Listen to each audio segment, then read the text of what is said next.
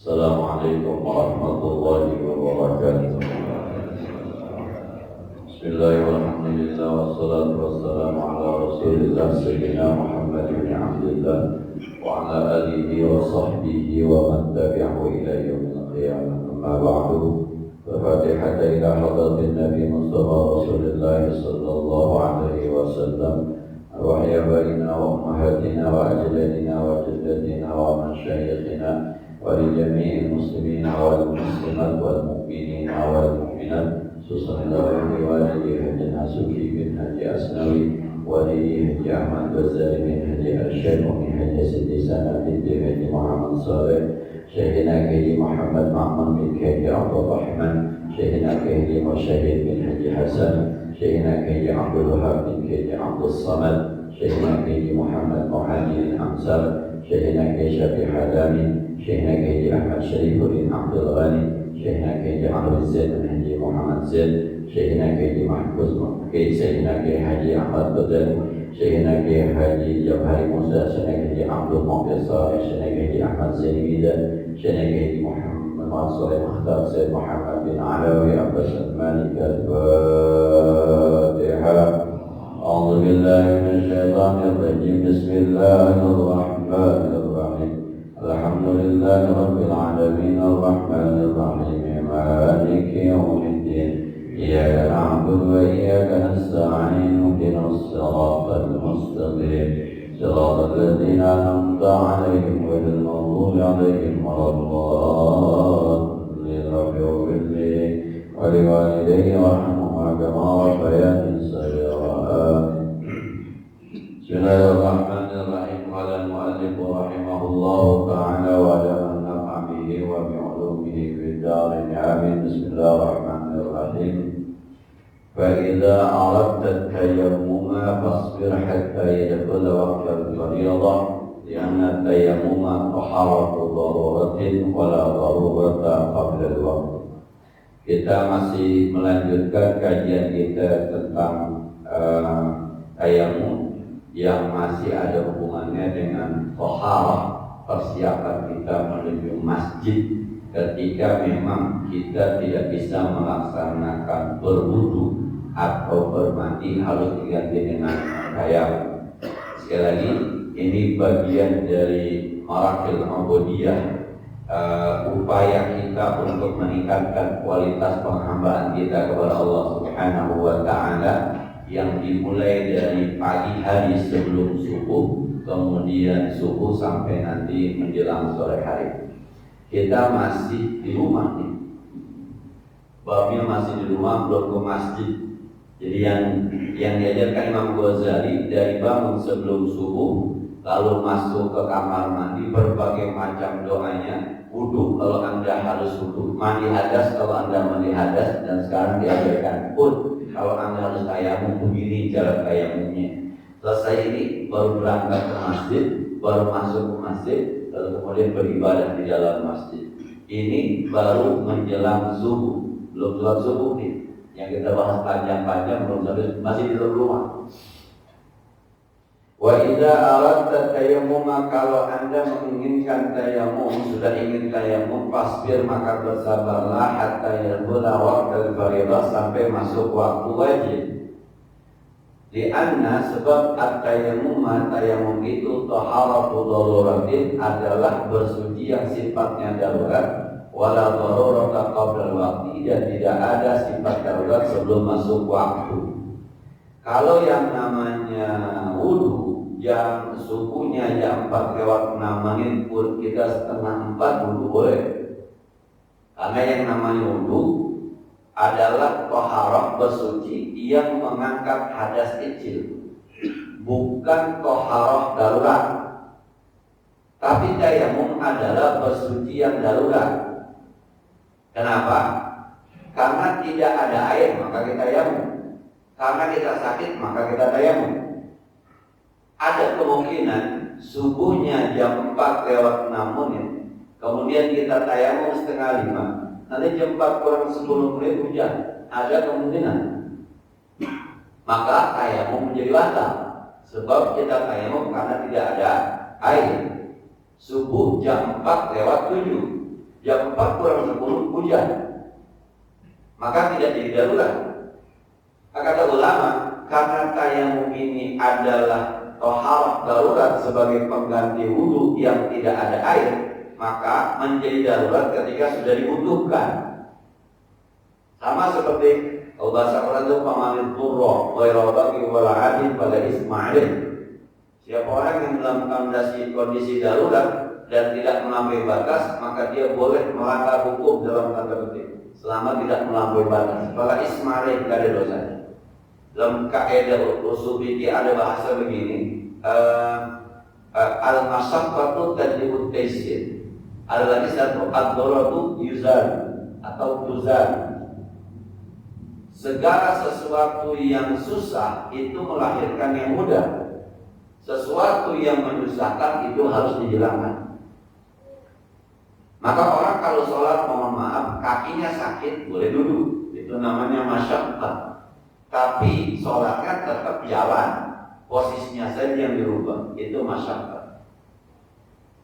Tapi kalau yang namanya ad-dar bahaya itu harus dihilangkan. Itu dihilangkan dalam arti bahwa ini melanggar hukum, tapi boleh. Misalnya orang kelaparan kemudian tidak ada makanan yang halal, ada yang haram, demi menjaga kehidupannya diizinkan untuk memakannya halal. Tapi seukuran gairah bagi, Anda lapar, seukuran hilang laparnya. Bukan Anda lapar sampai kekenyangan. Jadi kalau ada satu waktu misalnya kelaparan melanda, nggak ada makanan yang halal kecuali kucing. Kucing dipotong. Tapi ukuran makan daging kucing itu seukuran kita makan hilang lapar kita. Karena daruratnya adalah lapar, hilang lapar. Bukan sampai ini bukan. Itu kekenyangan namanya. Sesudah makan ya udah, jangan dibungkus, jangan dibawa. Bentar sore nggak bisa, sebab bentar sore bisa jadi ada ayam, bentar sore bisa jadi ada daging sapi, bisa jadi. Itu sifatnya darurat. Maka tayamum itu menjadi sah kalau sudah masuk waktu. Yang kita baca ini kitab lagi ngomongin subuh. Maka tayamum menjadi sah kalau sudah masuk waktu subuh, karena buat sholat subuh. Kalau belum subuh, belum dibutuhkan itu tayamum. Sebab boleh jadi nanti menjelang subuh ada air. Ini darurat. Jadi subuh dulu baru tayamum. Beda dengan wudu, beda dengan mandi hadas. Yang sebelum waktu pun dibolehkan. Nah, maksud sa'idan ai wajhal ardi. Kemudian menujulah Anda ke debu, artinya tanah yang ada di permukaan bumi. Thayyiban yang suci ay halalan, yang halal, jangan yang haram. Alaihi turabun ay ala ayyi sifatin kana. Di atasnya ada debunya. Kalau sudah masuk waktu subuh, silahkan cari debunya. Debu yang dimaksud adalah tanah yang ada di atas permukaan bumi. Bukan tanahnya digali, bukan. Yang ada di atas permukaan bumi. Mau bentuknya kayak apa terserah. Warnanya coklat boleh, warnanya merah boleh, warnanya hitam boleh, tergantung tanahnya kan. Kalau tanah merah debunya merah, tanahnya coklat debunya coklat, tanahnya hitam debunya hitam. Yang penting dia ada di atas permukaan tanah. Nah, di mana saja. Kemudian khalisun ay bi alam yang tarik min nahwi jissin wa rammin ma'in yusibul arba. Dia harus murni debu. Enggak boleh bercampur dengan kapur. Enggak boleh bercampur dengan pasir. Nah, kalau saya ngajar sama anak-anak itu enggak boleh batu bata di blender. Batu bata di blender atau dicampur di bumbu berat pipa.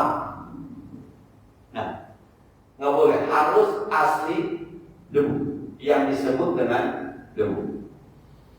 Nah, wahiran harus debunya suci, di alamnya pun mutana bisa debunya tidak bercampur dengan najis, wala musta'malat dan debunya bukan musta'mal. Kemudian lain air bihaisu yartaku min hubar, lembut debunya bukan keras, ketika ditiup ada yang terbang, itu hubar. Nah, jadi kata Imam Ghazali yang disarahkan, dijelaskan oleh Al-Bantani, kalau Anda ingin bertayamum, maka tunggu masuk waktu, kemudian menuju ke debu yang suci debunya, asli tidak bercampur debunya, yang halus debunya bukan yang kasar, dan jangan yang najis debunya. Nah, debu tidak ada ukuran 2 kula, ya repot nih. Kalau debu pakai ada ukuran 2 kula, repot. Itu satu kolam isinya debu semua, ngangkutinnya lama. Dia baca buku di sembarang tempat, yang penting kan itu halalan, thayyiban. Nah,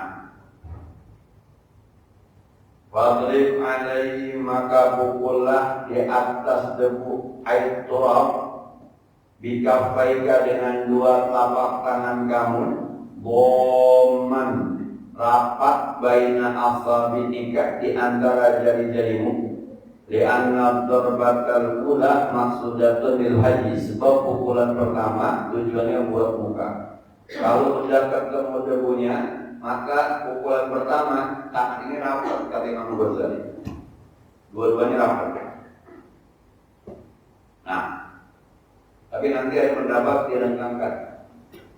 Imam Ghazali bilang dirapatkan, sebab yang pertama ini dipastikan buat muka. Kemudian kata Imam Nawawi penjelasannya, fama fadula bil yadaini minha la yuntadu bihi, apa yang lebih dari tangan. Jadi kalau direngkangin begini kan, diginiin bisa ada yang kemari-mari, bisa ada yang ke kelas ini. Ya ini kan ada manfaatnya, kata Imam Nawawi. Maka dapatin saja, sebab dia nanti buat muka itu yang penting ininya, bukan ininya. Maka dapatin begini caranya. Bapak-bapak jangan minta saya dipraktekin ya, nanti harus ada debunya. Ntar saya jelek sendiri-sendiri, gue mau bercakap. Ketika dipraktekin yang mukanya jelek saya doang kan. Maka saya bilang, kalau bisa belajar tayamum itu jangan diamalkan. Kalau bisa jangan diamalkan. Ya kalau harus diamalkan ya ilmunya namanya. Tapi kalau bisa, sebab kemungkinannya kalau nggak ada air kita sakit gitu aja. Tayamum itu kalau nggak ada air sengsara semuanya, kemudian kita sakit, itu tayamum. Maka ngaji aja, belajar kalau kata guru saya, nyari berkahnya pelajarin aja. Tapi kalau kita jangan diamalkan. Secara individu barangkali bisa mengamalkan karena sakit, tapi itu enak juga. Nah. Kemudian khilafan 5 wahada kama bil ihya, ini sebagaimana kitab Ihya Ulumuddin. Khilafan lima qala an-Nawawi wal Mahalli wa Syekhul Islam haitsu qala, ini berbeda pendapat dengan Imam Nawawi, dengan Imam Al-Mahalli, dengan Syekh Islam. Sekira-kira mereka berkata, wa yundabu tafriqu asabi'i fi kulli darbatin, disunnahkan merengkamkan jari-jarinya ketika memukul tanah dengan debu, li'annahu ablaghu fi idaratil ghubar, maka sesungguhnya kalau direngkamkan lebih baik ketika ada debu-debu yang nempel. Antara begini rapat di debu atau begini, kata Imam Nawawi afdalan begini, kata Imam Ghazali afdalan begini. Nah, ini cuma cara Pak. Maka ulama berbilang antara debunya tangannya rapat begini atau terbuka begini. Yang begini pendapat Imam Nawawi, yang begini pendapat Imam Al-Ghazali. Nah, kalau saya disuruh milih, saya lebih setuju dengan pendapat Imam Nawawi. Karena secara keilmuan Imam Nawawi lebih dikenal sebagai ahli fikih dibanding Imam Ghazali. Imam Ghazali lebih dikenal dengan ilmu tasawuf. Orang tasawuf itu kehati-hatiannya lebih jauh dibanding ahli fikih. Ahli fikih itu bicara soal dalil, soal cara, soal ilmu fikih. Nah, kalau ada perbedaan pendapat antara Imam Ghazali dengan Imam Nawawi, saya pribadi lebih setuju pada urusan fikih. Tapi kalau urusan-urusan yang agak ke hati, kita lebih pada Imam Nawawi, spesialisasinya. Kan ada begini Pak, rumah sakit Darmais itu kanker, tapi di dalamnya ada juga dokter paru, ada juga dokter jantung, ada juga dokter anak, ada juga. Tapi spesialisasinya rumah sakit jantung harapan kita. Tapi di dalamnya juga ada dokter lain lagi, internet ada, tapi spesialisasinya. Nah, dan kalau di tukang makanan itu kadang-kadang di toko donat ada jual roti, di tukang roti ada jual donat. Maka kalau di donat di mana? Tukang donat. Itu ada spesialisasi masing-masing. Walaupun semuanya bisa, tapi ada yang pas spesialisasi. Nah, kemudian kata Imam Nawawi Al-Bandani mentafsirkan Imam Ghazali, "Fala yahtaju ila ziyadatin ala darbaini ana darbataini," maka tidak dibutuhkan lagi dengan lebih dari 2 pukulan. Wanwi istibahata fardhis shalah, dan niatlah Anda istibahata fardhis shalah, supaya dibolehkan melaksanakan salat fardu. Au istibahata nahwi, atau dibolehkan seumpamanya. La raf'al hadas, jangan niat mengangkat hadas. Li'anna tayammuma la yarfa'u, sebab yang namanya tayamum tidak mengangkat hadas. Ini bedanya tayamum dengan wudu. Kalau wudu itu diraf'il hadas, untuk mengangkat hadas. Tapi tayamum tidak mengangkat hadas. Maka niatnya nawaitu tayamum listibahatis shalah. Saya niat tayamum untuk dibolehkan sholat. Sekedar permisi supaya boleh sholat, bukan mengangkat hadas. Berarti orang kalau tayamum itu sholat ada yang masih berhadas, pasti, baik hadas besar maupun hadas kecil. Kenapa boleh? Itu namanya makruh, dimaaf karena kondisi. Ini dia nih, kalau bahasa fikih, kondisi itu menjadi sebuah ilat hukum yang kadang-kadang bisa merubah suatu hukum. Kalau bahasa fikih, al-hukmu yaduru ma'al illah wujudan kana aw adaman. Hukum itu berlaku sesuai dengan ilatnya. Ilat itu alasan hukum. Kalau ada ilat maka berlaku hukum. Kalau tidak ada ilat maka tidak berlaku hukum. Apa ilatnya? Nah, sebenarnya kalau mau jujur itu jual beli salam yang sekarang jual beli online itu nggak boleh. Nah, jual beli salam, jual beli online sekarang disebut dengan jual beli online itu nggak boleh. Tapi akhirnya dibolehkan oleh ulama melalui ijtihad dengan dikias dengan jual beli salam karena kondisinya mau tidak mau. Itu ilatnya membuat orang menjadi mudah, ilatnya kayak main pandemi itu. Kalau tidak ada jual beli online, repot. Nah, kalau jual beli online itu kan barangnya nggak ada, yang ada gambarnya doang sama speknya. Kalau barangnya kan kalau yang dagang ada barangnya ini barang ini. Contohnya ada. Mohon maaf, misalnya kalau beli buku, bukunya ada kelihatan. Beli tip-tipnya ada, beli TV-nya ada kelihatan. Kalau di online itu kan IP merek A, sekian ini speknya. Yang ada gambarnya doang. Pembeli nggak bisa meriksa badannya, yang bisa meriksa speknya.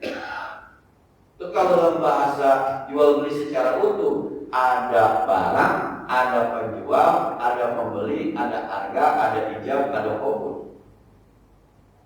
Nah, satu barang yang ada. Yang dua, kalau beli ibu-ibu, kalau beli di Shopee transaksinya masih apa? Jual belinya, sama mesinnya. Nah, sama Shopee-nya apa sama penjualnya? Tapi kemudian ulama mengatakan karena tidak, kalau bahasa mazhab Hanafi namanya istihsan, tidak ada yang dirugikan, tidak ada yang dizolimi, dan itu bermanfaat buat masyarakat, maka dibolehkan jual beli. Sama kayak kita beli minuman di mesin, Pak, di bandara ada mesinnya itu di. Siapa yang dirugikan? Nggak ada, tapi penjualnya nggak ada, cuma ada di situ masukkan uang 20.000, masukkan bunyi mesinnya, mau makanan apa, mau minuman apa, pencet dia atau berdebu kita ambil. Pedagangnya siapa? Mesin. Kita ijab kabul sama mesin. Kalau lurus pakai mazhab Syafi'i itu tidak sah.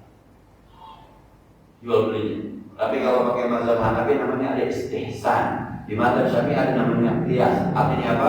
Istihsan itu dianggap baik selama tidak ada yang dizalimi. Nah, itu namanya illat. Jadi selama ada illatnya, ada hukumnya. Tidak ada illatnya maka tidak ada hukumnya. Tidak boleh memunculkan hukum tanpa illat. Itu kalau bahasa usul fikih seperti ini. Illat itu alasan hukum. Nah, kemudian kata Imam Nawawi Al-Baghdadi menafsirkan Imam Ghazali, niat untuk diboleh li'anat tayammum la yarfa wa yajibu qarnun niyyati bi awwalin naqli wa awwali mas'il wajhi, dan wajib menyertakan niat dengan pertama kali memindahkan debu dan pertama kali membasuh wajah. Jadi ketika niatnya itu ketika pertama kali nawaitu tayammum, di hati kita meniatkan berbarengan dengan tangan kita mengangkat debu dari tangan kita, dan ketika pertama kali tangan kita menyentuh wajah kita. Jadi sebenarnya tayammum nggak perlu begini Pak. Tayammum itu sekali, kemudian dari atas gitu. Udah sekali aja, nggak usah pakai diusap-usap. Nah, yang penting semuanya tangan kita sudah menyentuh area wajah kita. Sudah. Habis itu cuci muka Ustaz. Berarti ada airnya. Kalau pakai cuci muka ada airnya berarti. Ya maksud saya kalau pakai cuci muka mah ya tadi cuci muka aja maksud saya. Pakai air. Nah, yang membersih tadi dilap. Emang airnya nggak ada ya pakai lap lah. Yang habis tayamum cuci muka yang lagi praktek tayamum. Lah kalau habis tayamum cuci muka berarti airnya ada itu tayamum. Nah, dan dibahas itu niatnya sampai situ, tapi wala yadurru uzrubuha bainahuma. Tapi nggak mesti juga niatnya berlanjut dari muka sampai tangan, nggak mesti. Niatnya di muka, nanti habis muka kosong ke tangan juga nggak masalah. Kenapa? Sebab niat itu yang penting di awali, pada pertama kali tangan kita menyentuh wajah.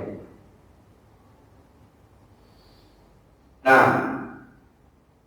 wamsah bihima aikafaika, dan sapulah dengan dua tangan tadi, artinya telapak tanganmu, wajhaka wajahmu, kullahu semuanya, marratan wahidatan sekali saja. Cukup sekali jalan di atas ke bawah, udah. Nggak usah 3 kali seperti kita membasuh muka kita. Fa inna takriran masyi likulli anbin makruhun, sebab mengulang-ulang menyapu di setiap anggota tayamum hukumnya makruh. Diulang makruh. Kenapa makruh? Berarti Anda tidak yakin dengan tayamum Anda. Nah, sama betul Pak, kadang-kadang ada orang yang kalau wudu menjadi Pak, mukanya udah ulang lagi niat, mukanya udah, itu makruh. Pertama makruh Anda tidak yakin dengan niat Anda, yang kedua Anda buang-buang air. Karena ada yang kadang-kadang udah begini, nggak jadi. Udah kena muka, nggak jadi, ulang lagi. Mana niatnya lama banget, udah penuh di tangan belum diangkat-angkat, ulang lagi. Makruh. Ada juga yang kalau sholat itu suka ulang-ulang takbir. Allahu Akbar, sholat. Allahu Akbar, ya Allah. Allahu Akbar. Makruh. Berarti Anda tidak yakin dengan niat Anda, dan itu digoda malaikat. Nah, bukan saya pernah nanya gitu. Hatinya ini belum mantap. Kalau belum mantap jangan sembahyang dulu. Kita sampai mantap baru sembahyang. Kalau kita ngaji fikih Pak, apa sering berdiam gitu? Saya belum lihat. Tadi dari rumah jalan udah pakai sorban, udah pakai peci, udah pakai kain, udah wudu, bukan nurul iman, mau ngapain? Mau sembahyang, itu niat namanya. Nah, kayak tadi bapak-bapak bangun jam 3, ibu-ibu bangun jam setengah 3, masuk kamar mandi, habis mandi, habis wudu pakai mukena, habis pakai ngapain coba? Mau tahajud, tinggal takbir doang itu mah. Allah Akbar, niat gak lagi mau ngapain kan? Nah, kata-kata tidak, itu sekedar menguatkan, mengingatkan bahwa ini mau tahajud. Nah kalau ada yang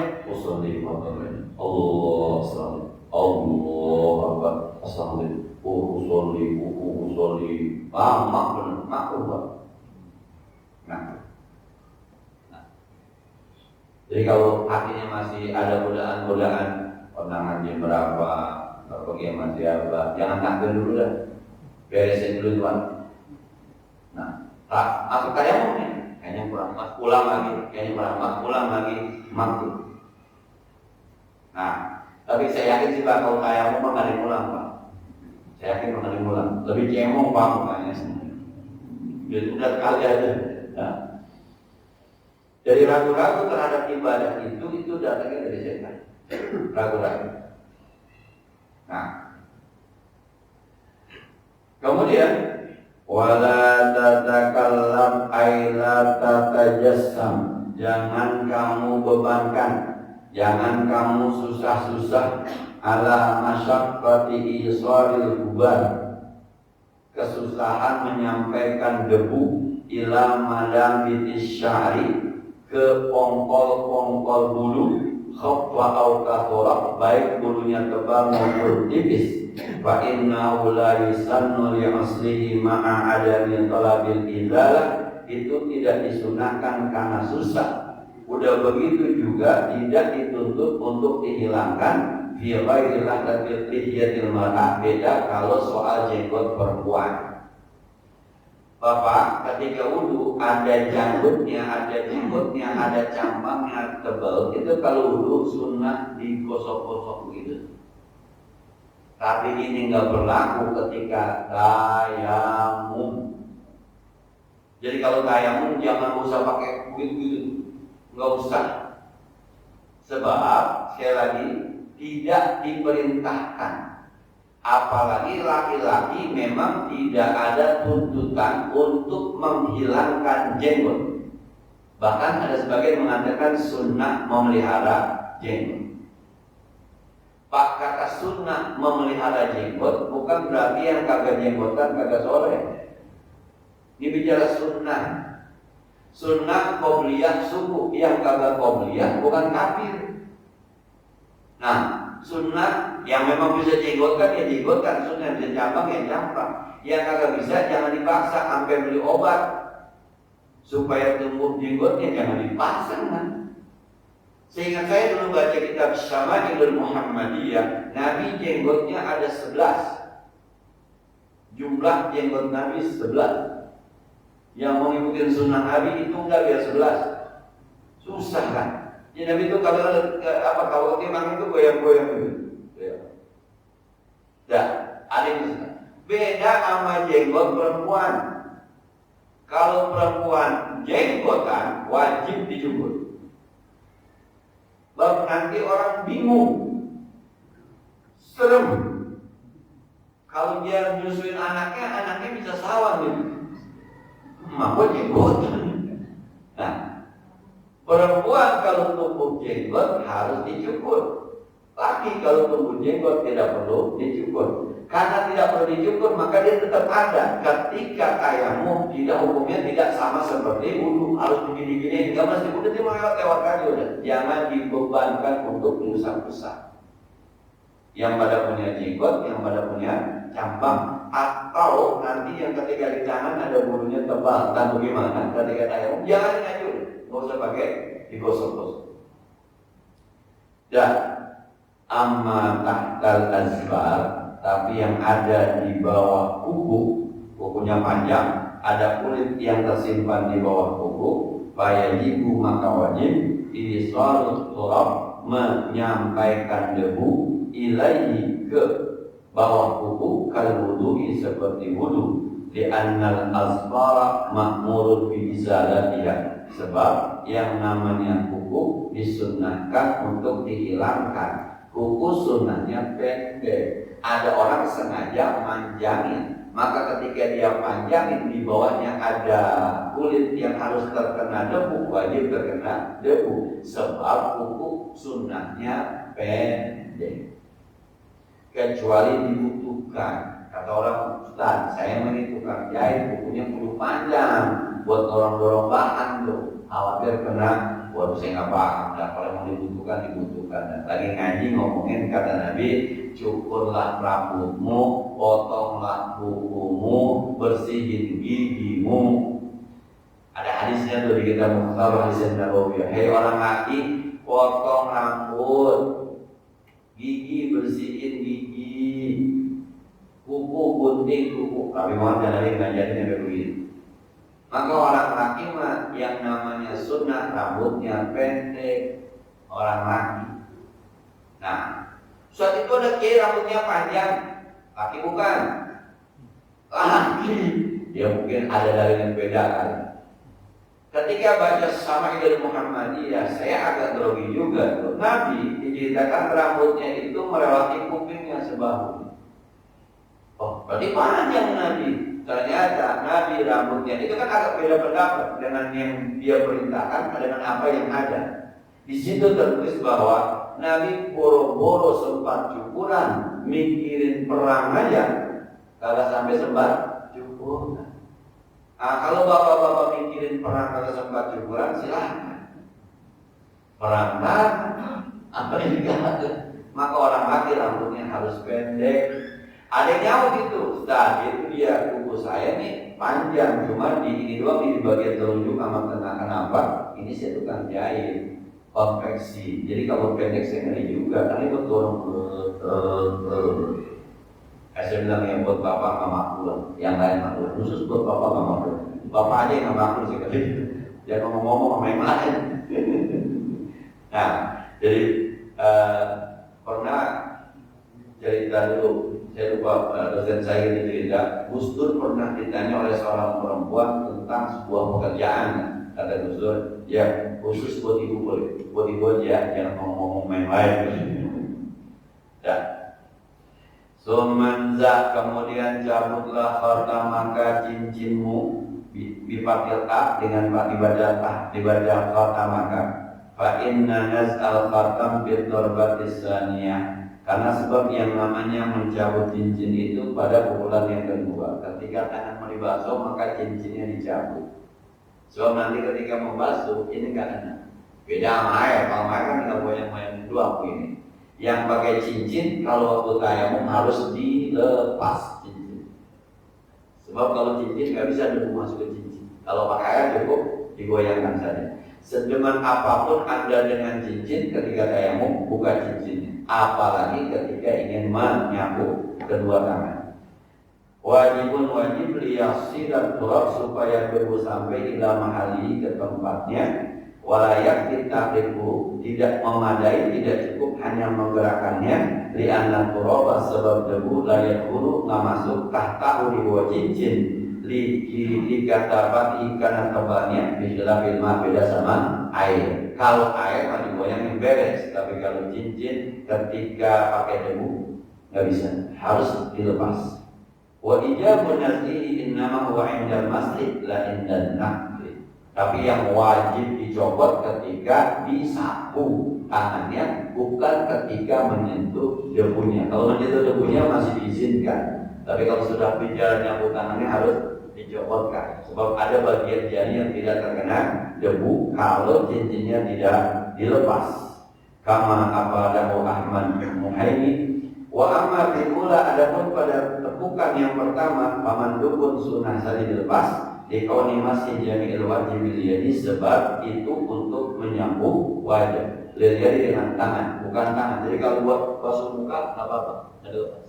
Tapi lembangan tangan harus dilepas. Kama apa adapun jenis bagaimana memberikan dari Imam Mahari. Sebenarnya semua kala wajib darbatan saniyatan mufarrajan ay mufarraqan wallahu a'lam. Sebagaimana biasa Bapak Ibu sekalian, yang ada yang perlu kita diskusikan lebih lanjut, dipersilakan. Ya, silakan.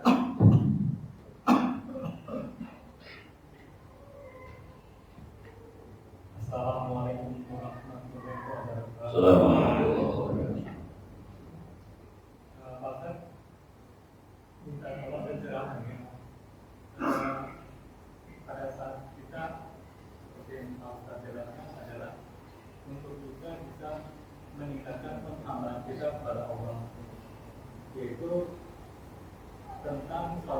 waktu.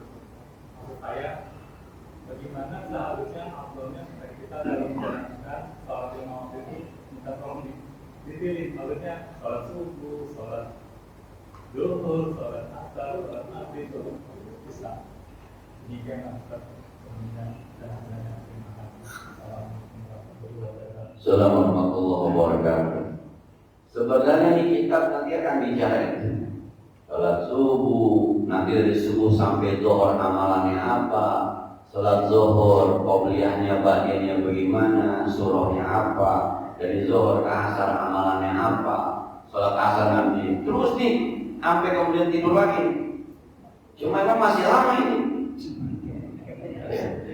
Iya, yang di kitab saya yang dibaca halaman 41. Ini kitab sampai halaman 191, Pak. Ini akan bicara itu memang. Doa apa yang nanti dibaca? Ya, subuh bisa nih kayak kita sholat subuh itu. Sholat subuh itu kan pilihan pertama ketika kita sholat jamaah pasti, awal waktu pasti. Pemilihan surahnya nih yang kadang-kadang anak kita kalau pakai ini nih kurang, tapi setuju kita. Nah, kalau pakai ini nanti dijelaskan surahnya. Nanti amalan dari mulai subuh sampai zuhur itu apa saja itu amalannya. Masuk ke duha. Nanti di zuhur mulainya jam berapa kita harus ke masjid itu ada di sini. Dan yang lepas dari kita itu buat kita di sekarang yang pertama yang udah oke. Yang mulai setiap orang yang peduli dengan jamaah itu sudah malah ke orang peduli. Yang kalau kagak jamaah rasanya gimana? Sudah malah ke orang dia. Zuhur kalau nggak jamaah bagaimana, asar kalau nggak jamaah bagaimana. Maka ada orang-orang yang ketika puasa Ramadan itu nggak peduli sama buka puasa, sekedar minum air, kemudian minum teh, minum, habis itu langsung ke masjid. Bahkan ada orang yang ketika buka di restoran itu, pokoknya disiapkan minum, sholat dulu, jamaah dulu baru makan. Tapi berapa banyak yang makan dulu? Kalau bapak-bapak nih buka puasa di restoran, diajak lah kita buka puasa bersama. Mana banyak kan yang sembahyang dulu sampai makan dulu. Apalagi kalau panitia bilang yang mau sholat silakan, yang makan silakan, pasti yang makan dulu. Tapi yang sholat itu tuh marah, udah naik ke penambahan. Dan yang kedua nanti diajarkan gerakannya. Di sini kan Allah kita gini. Tangan dua ini ada di sini. Ini menggenggam nih. Ini yang ini bumi. Nah, kalau tanya kenapa, nanti dijelaskan. Dan kita tinggal nyari rasa. Iya nggak begitu? Nah, nanti surahnya. Yang bagus surahnya apa? Kayak subuh kan kalau malam Jumat harus yang bagus mah alif lam tanzil dengan surah Al-Insan. Maghribnya banyak. Jumat kuliah dengan guru. Isya yang bacanya apa? Nah, ini nanti disampaikan di dalam ini yang lima waktu ini. Emang ini sebenarnya lima waktu nih. Ini sebuah diulang. Nah, diulang apa ini?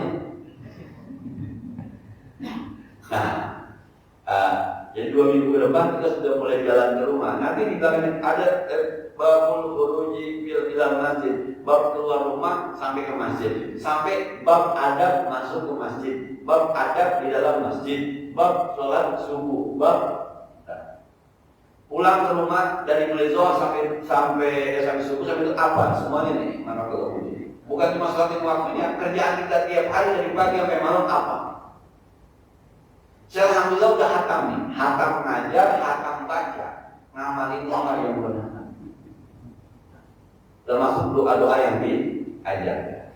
Jadi untuk sementara sih buat kita yang ingin oke lima waktunya, pertama istiqomah dulu dengan jamaah, istiqomah dengan jamaah. Yang kedua jangan peduli siapa imamnya. Jangan pernah peduli siapa imamnya. Kita suka atau kita tidak suka dengan imamnya. Dalam berbagai mohon maaf, secara hukum kan begini. Kalau bisa cari imam yang adabnya bagus, yang akhlaknya bagus. Itu kan kalau bisa Pak. Kalau kagak bisa nggak apa-apa. Nah, Kalau kita harus sholat di mall, kita harus sholat di rumah sakit, kita harus sholat di stasiun, kan nggak bisa milih imam, siapa aja. Ya, jangan kepangatan milih imam, sebab saat itu kita sedang menghadap Allah. Nah, jamaahnya, kemudian surahnya, jangan berdiri dengan siapa imamnya. Dimanapun kita sholat pasti baik. Sekarang kalau kemana-mana masjid masjid bagus-bagus. Luar biasa, bagus-bagus sekarang. Rata-rata tuh masjid muslim udah bagus-bagus. Rata-rata pakai AC, rata-rata. Kalau kemana-mana tuh, kalau masih wilayah Jakarta gitu ya, itu bagus-bagus biasanya. Jadi jangan diperdulikan siapa imam. Jadi saya bilang kadang-kadang kita Pak, saking mohon maaf yang merasa, ya mungkin saya kalau merasa suci, merasa baik, ada orang sholat terlambat 2 rakaat, dia belum selesai sholat zuhur, kita masuk. Kita nggak mau jamaah sama dia. Karena kita lihat pakai celana panjang, pakai kaos bola, pakai celana training, pakai kaos bola. Ada tulisan lagi di belakang di sini. Gibran. Nah, jadi dia kenapa kagak mau jamaah sama dia? Padahal dia jamaah. Pak, baju nggak bagus, baju nggak sopan. Pak, dia nggak sopan sama Allah, bukan nggak sopan sama kita. Bawa bajunya apa? Kain peci, bapak sopan sama Allah. Sholat aja di belakangnya, kan yang nilai Allah. Kata bapak dia nggak sopan sama Allah, tapi dia tidak sembahyang di masjid jamaah awal waktu. Apa peran kerennya itu orang? Cuma gara-gara tulisan di belakang gua. Nah, kekerenan mau nggak demen, dulu kagak demen. Kira-kira Allah demen kayak itu sama hambanya yang sholat di masjid awal waktu jamaah. Selama dia masih duduk aurat, masih sholat, itu hamba Allah.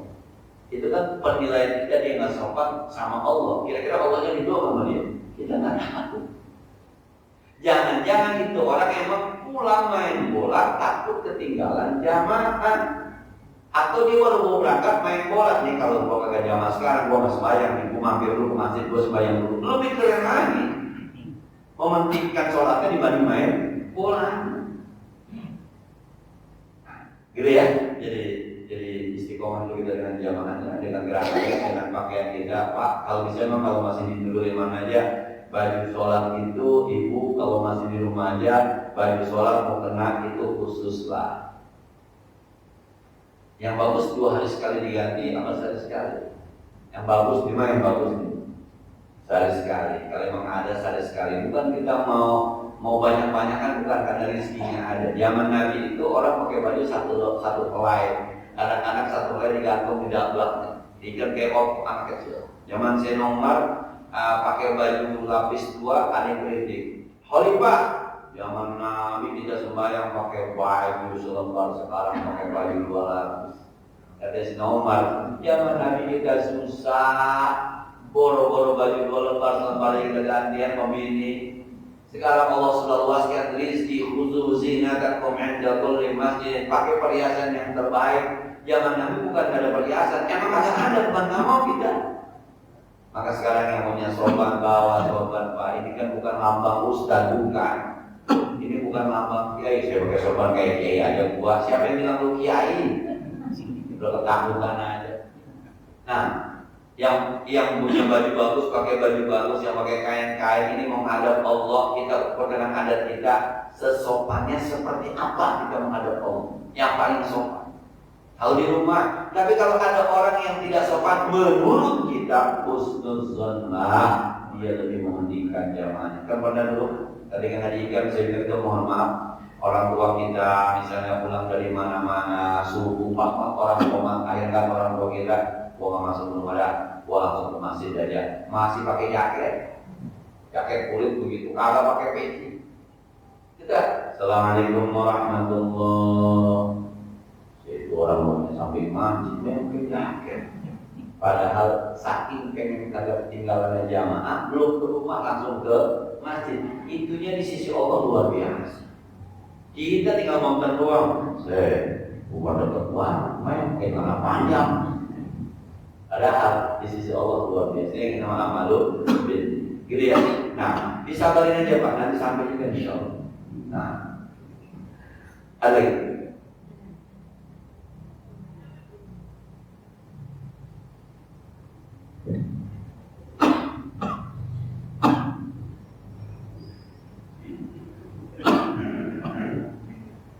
Assalamualaikum warahmatullahi wabarakatuh. Assalamualaikum warahmatullahi wabarakatuh. Saya mohon izin Ustaz mau doa.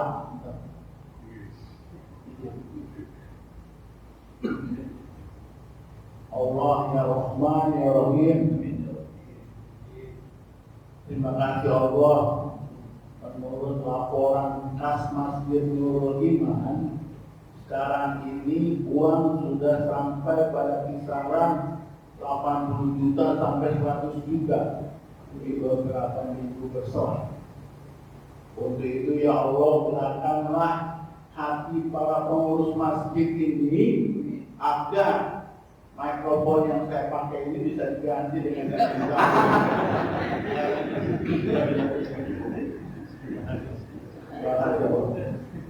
pertanyaan satu minggu.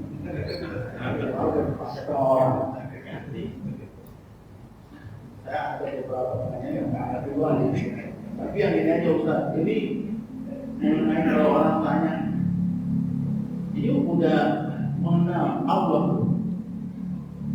Itu saya pikir, ya kok kenal Allah, ya kan?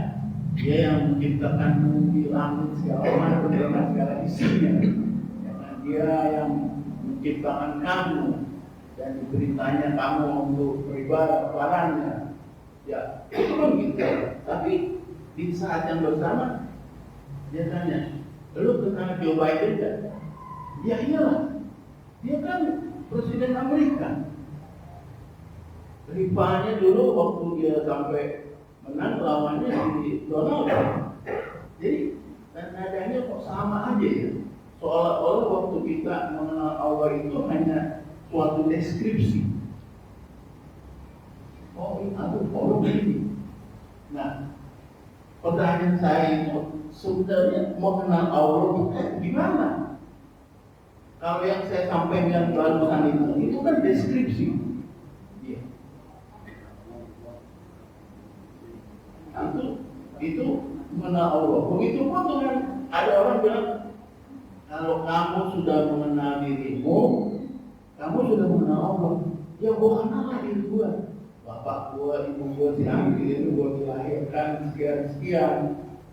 Dan misalnya dia kutip beberapa ayat-ayat tentang makhluk sampai ya umur 3 bulan ditiupkan roh buatan Allah gitu. Jadi pertanyaan saya sebenarnya mengenal diri itu bagaimana? Demikianlah Ustaz, lebih kurang kita mohon maaf. Wassalamualaikum warahmatullahi wabarakatuh. Sedikit saja saya mengenai kas masjid itu, saya pernah khutbah Jumat di sini dulu, sampai agak berat menerima amplop Jumat, sebab waktu itu bang kasnya minus. Karena itu pengumuman di sini, kas minus. Teman saya gini buat 5 pekan ini amplopnya minus. Nah, pernah itu ketika lagi bangun di belakang tuh minus. Teman saya buat 5 pekan atau 5 pekan. Ada juga sih, ada amplopnya pekan, ada amplopnya pekan. Kemarin terjadi lagi itu di masjid Nurul Hasanah di Sumurpo minus juga. Dalam hati saya, wah, kalau ada waktu minus jangan diumumin, kita gimana? Ya.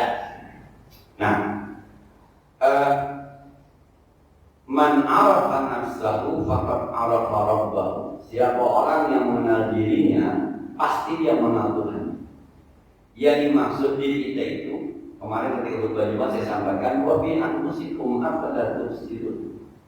Apakah di dirimu kalian tidak pernah berpikir bahwa di situ ada Allah, ada nikmat Allah? Ketika kita lahir, itu badan kita 50 cm, beratnya 3 kilo. Kira-kira darah yang ada berapa liter di badan? Sekarang panjang kita udah 175, 160, berat kita 70 kilo. Kira-kira berapa liter darah yang ada? Pertanyaannya, siapa yang nambahin? Bagaimana proses penambahan darah di badannya? Kenalilah dirimu. Di situ ada Allah. Dan dulu waktu kita lahir, mungkin hati kita panjang lebar hati sebenarnya, hati yang hati ayam gitu ya. Waktu kita lahir sebesar apa hati kita? Yang beratnya masih 3 kilo. Sekarang ketika udah besar, hati kita selebar apa? Pertanyaannya, siapa yang membuat hati itu berkembang? Apa yang kita makan sehingga dia berkembang? Bagaimana proses berkembang?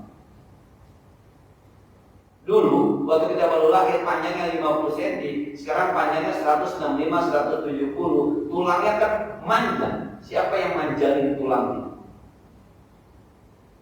Dua binang bersikum, apalah. Itulah mengenal diri kita. Itu yang dimaksud. Yang dimaksud mengenal diri kita bukan siapa kita, siapa bapak kita, siapa kakek kita. Dan Anda dikasih mata melihat kapan muncul mata Anda di dalam perut ibu. Berapa bulan? Kapan bisa melihat? Bagaimana proses meletakkan mata? Itu diatus. Beda apa kita kenal Joe Biden. Joe Biden itu Pak katanya dulu namanya General Abidin Pak. Joe Biden itu General Abidin. Itu nama preman Pak Joe Biden. Ya, kita mengenal orang itu hanya selalu mengenal, tapi tidak ada rasa. Rasa itu namanya iman. Kita kenal Nabi Muhammad sama di narasikan Nabi Muhammad ini, tapi rasanya beda di sini. Dengan kita kenal artis misalnya, siapa yang bapak dengan artis? Bintang film, pejabat misalnya. Disebut nama Kiai Haji Agus Salim, disebut nama Insinyur Soekarno. Ya kita kenal, tapi rasanya beda ketika dibilang Nabi Muhammad. Sama kenalnya. Bahkan yang ini mah kita nggak pernah lihat fotonya, tapi rasanya beda. Di situ yang namanya iman. Itu beda kita kenal dengan makhluk dengan Allah, kita kenal makhluk dengan Rasulullah Sallallahu Alaihi Wasallam.